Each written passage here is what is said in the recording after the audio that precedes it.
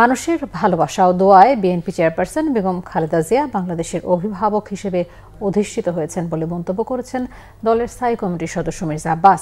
মানুষের দোয়া ও ভালোবাসায় বিএনপি চেয়ারপারসন দ্রুতই সুস্থ হয়ে মানুষের মাঝে ফিরে আসবেন বলে আশা তার। এদিকে গণতন্ত্র পুনরুদ্ধারের সংগ্রাম এখনও শেষ হয়নি বলে মন্তব্য করেছেন বিএনপির স্থায়ী কমিটির আরেক সদস্য আমির খসরু মাহমুদ চৌধুরী। মোবাশ্বের আহমেদের রিপোর্ট।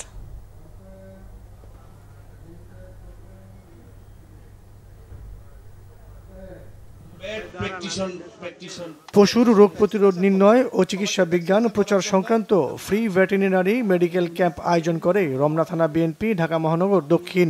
অনুষ্ঠানে প্রধান অতিথির বক্তব্যে বিএনপির স্থায়ী কমিটির সদস্য মির্জা আব্বাস বলেন, গণতন্ত্রের স্বার্থে আপোষহীন থাকায় দলমত নির্বিশেষে বেগম খালেদা জিয়া দেশের অভিভাবকে পরিণত হয়েছেন। আলহামদুলিল্লাহ, আজকে পত্রিকা দেখলাম যে ওনার অবস্থা বেশ খানিকটা ভালোর দিকে। তো এটা দেখে ভালো লাগলো।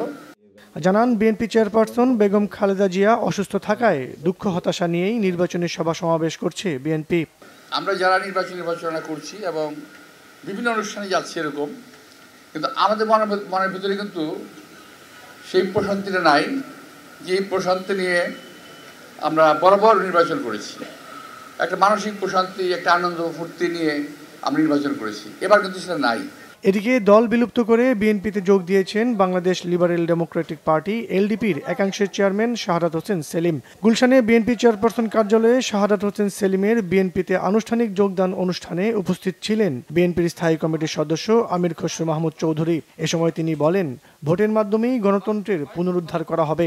মান অভিমান দিয়ে আমার মূল যে উদ্দেশ্য, সেখান থেকে আমরা সরে দাঁড়াতে পারবো না। ওই জায়গায় আমাদের ঐক্যবদ্ধ থাকতে হবে। আমাদের নিজেদের মধ্যে মানবিমান থাকতে পারে।